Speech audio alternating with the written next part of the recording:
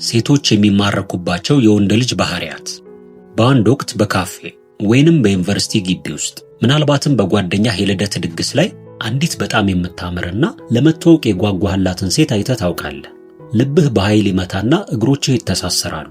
አፍህ ይደርቃል። ወደ እርሷ ሄደህ ማውራት ትፈልጋለህ። ነገር ግን ውስጣዊ ድምፅህ ያቆምሃል። ምን ብዬ ነው የምጀምረው? ፊት ብትነሳኝስ? ባትቀበለኝስ? ወይንስ ብትንቀኝስ? የሚሉ ጥያቄዎች አእምሮህም ሙሉ በሙሉ ይቆጣጠሩታል። በመጨረሻም ምንም ሳታደርግ እድሉን አልፈህ ትሄዳለህ። ቤት ስትገባ ደግሞ ይቆጭሃል። ወንድሜ፣ ይህንን ስሜት በሚገባ አውቀዋለሁ። አብዛኞቹ ወንዶችም በዚህ ህይወት ውስጥ ነው የሚያልፉት። ዛሬ የምናወራው ስለማታለል ወይንም ሴቶችን ስለመቆጣጠር አይደለም። የምናወራው ስለ እውነተኛ ሴትን ልጅ የመቅረቢያ መንገዶች እንዲሁም ስለ ውስጣዊ ብስለትህ ነው። እስከ ቪዲዮ ፍጻሜ ድረስ አብረህን ከቆየህ የእውነት እስከ ዛሬ የነበረህን አስተሳሰብ ሊቀይሩ የሚችሉና አብዛኞቹ ወንዶች የሚሰሩትን ግንኙነቶችን የሚያበላሹትን ዋና ዋና ስህተቶችን እንደምነግርህ ቃል እገባልሃለሁ። ቁጥር 1 እምቢ መባልን አለመፍራት። የብዙ ወንዶች ትልቁ ፈተና እምቢ መባልን መፍራት ነው። የስነ ልቦና ባለሙያዎች ይህንን ጉዳይ በጥልቀት ያጠኑታል። በእርግጥ ሰው ነንና ማንም ሰው መጠላት ወይንም መገፋትን አይፈልግም። ነገር ግን እዚህ ጋር መረዳት ያለብህ ትልቅ እውነት አለ። ሴቶች የሚያሳዩት እምቢታ አብዛኛውን ጊዜ ካንተ ማንነት ጋር የሚያያዝ አይደለም።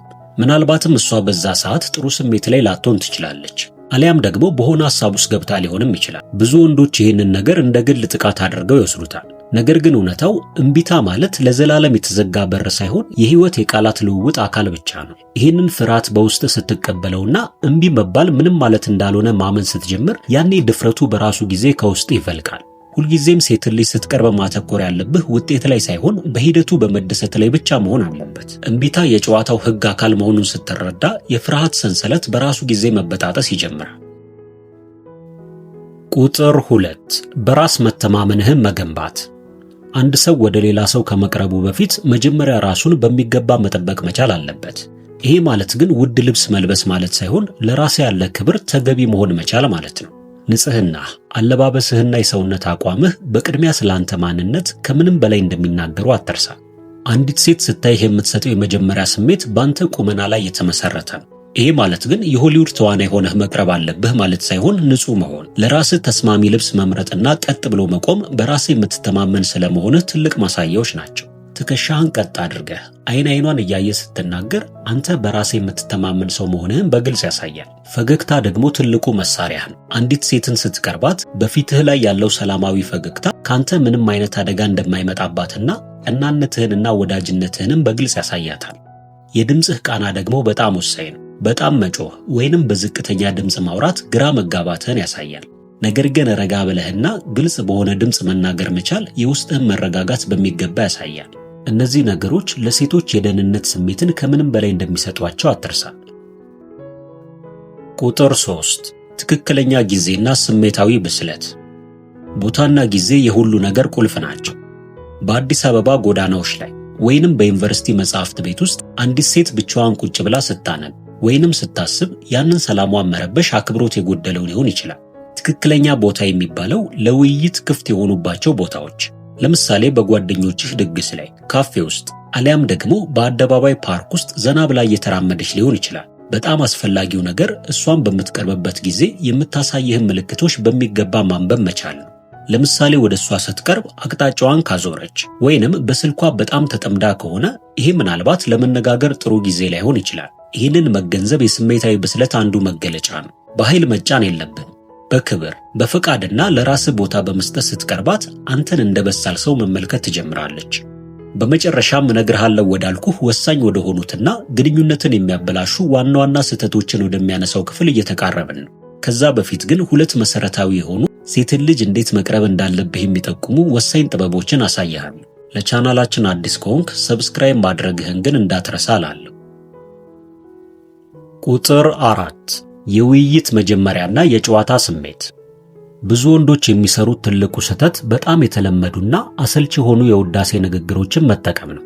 ቆንጆ ነሽ ወይንም እንተዋወቅ የሚሉ ንግግሮች ሴቶች በየቀኑ የሚሰሙት የስልቻቸው ነገር ነው። በምትኩ በወቅቱና በቦታው ላይ የተመሰረተ ተፈጥሯዊ ንግግርን አድርግ። ለምሳሌ ካፌ ውስጥ ከሆነች የምትጠጪው ማኪያቶ በጣም ጣፋጭ ይመስላል ብለህ ብትጀምር ምንም አይነት የፍቅር ጫና የሌለው ቀላል ጥያቄ ነው። ይሄ ጥያቄ እሷን የሚያስቀይማት ወይንም የማይመች ንግግር አይደለም። ቀልድና ጨዋታ ደግሞ የግንኙነቱን ድባብ አሪፍ ያደርጉታል። ነገር ግን ቀልዱ አክብሮቷን የጠበቀ መሆን ይገባዋል። ስለ አካባቢው ወይንም ስለ ድባቡ ቀለል ያለ ቀልድ ጣል በማድረግ የእሷንም አስተያየት መጠየቅ ትችላለህ። ንግግሩን ስትጀምር ዋናው ዓላማህ እሷን መቆጣጠር ሳይሆን አብረን ትንሽ ጊዜ እናሳልፍ የሚል ቅን ፍላጎት ሊሆን ይገባል። አንተ ስትረጋጋ እሷም ከምታስበው በላይ መረጋጋት ትጀምራለች። ቁጥር 5 የማዳመጥ ጥበብ። አንድን ግንኙነት የሚያሳምረው መናገር ሳይሆን ማዳመጥ ነው።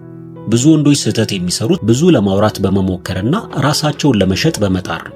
ይህንን እሰራለሁ፣ ያንን አድርጌያለሁ እያሉ መፎከር ሴቶችን ወደ አንተ ከማቅረብ ይልቅ እንደውም ያርቃቸዋል። የትኛውም ሴት የምትፈልገው የሚያዳምጣትን ወንድ እንደሆነ ልብ በል። እንዲሁም ለጨዋታ የሚጋብዟትን ጥያቄዎች መጠየቅ እጅግ በጣም ጠቃሚ ነው። ለምሳሌ ከህይወት በጣም የሚያስደስትሽ ነገር ምንድነው ብለህ ስትጠይቅ እሷ ሰፊ መልስ ልትሰጥህ ትችላለች። በዚህ ጊዜም ስትናገር እያየሃት እያዳመጥክና በምታወራው ነገር ላይ ተመስርተህ ተጨማሪ ጥያቄዎችን ስትጠይቃት እሷ ታላቅ አድማጭ እንደሆንክ ታስተውላለች።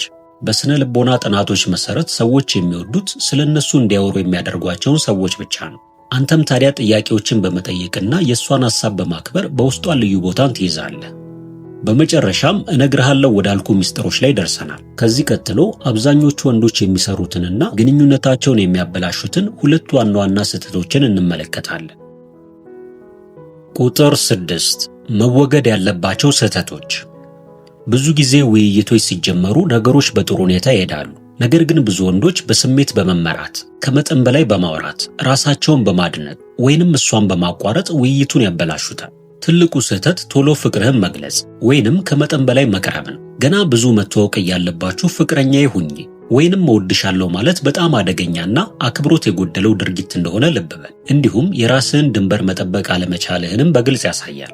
ሌላው አንድ ውይይት በጥሩ ሁኔታ ሲጠናቀቅ ብዙ ጊዜ ያንን ግንኙነት ለረጅም ሰዓታት ማቆየት ትፈልጋለህ። ስለሆነም በችኮላ ስልክ ቁጥር ትጠይቃለህ። ነገር ግን ይሄ ልክ አይደለም። ስልክ ቁጥርሽን ስጪኝ ከማለት ይልቅ ዛሬ ባደረግነው ጨዋታ በጣም ደስተኛ ነኝ፣ ሌላ ጊዜ ብንገናኝ ወይንም ብንደዋወል በጣም ደስ ይለኛል ብለህ ስትጠይቅ ለእሷ የምርጫ ዕድል እየሰጠሃት ነው። ስልክ ቁጥሯን ብትሰጥህ ወይንም ባትሰጥህም ከሁሉ በላይ አንተ ለእሷ የምትሰጠው ክብር ወሳኝ ነው። አይ ብትልህም በፈገግታ ችግር የለም መልካም ቀን ይሁንልሽ ብለህ መለየትህ በሳል ወንድ መሆንህን ያረጋግጥላታል። ብዙ ወንዶች አይሆንም ሲባሉ ይናደዳሉ፣ ይሳደባሉ ወይንም ይለማመጣሉ። ይሄ ግን የልጅነት ባህሪ ነው። ይህንን በክብር መቀበልህ ለራስህ አክብሮት ያለህ ወንድ መሆንህን ለእሷ በግልጽ ያሳያታል። ቁጥር 7 ሴቶች የሚያደንቋቸው እውነተኛ የወንድ ልጅ ባህሪያት። ሴቶች በእውነተኛ ሕይወት የሚፈልጓቸው ባህሪያት ቅንነት፣ መተማመን፣ ስሜታዊ ብስለትና የሕይወት ግብ ያላቸውን ወንዶች ነው። አንዲት ሴት ውበትን ወይንም ሀብትን ታይ ይሆናል። ነገር ግን አብረው የምትሆነውን ሰው የምትመርጠው ለሰው ያለውን ክብር እንዲሁም ለራሱ የሚሰጠውን ቦታ በመመልከት ብቻ እንደሆነ ልብ በል።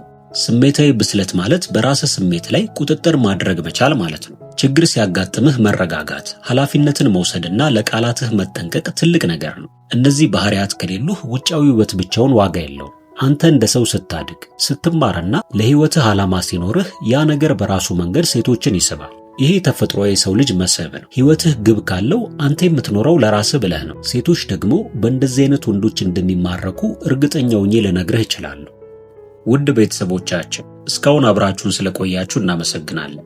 ቻናላችንን ሰብስክራይብ በማድረግ ቤተሰብ መሆናችሁን አትርሱ እያልን በቀጣይ በተለያዩ አዝናኝና አስተማሪ ፕሮግራሞች እስክንገናኝ ድረስ መልካም ቆይታ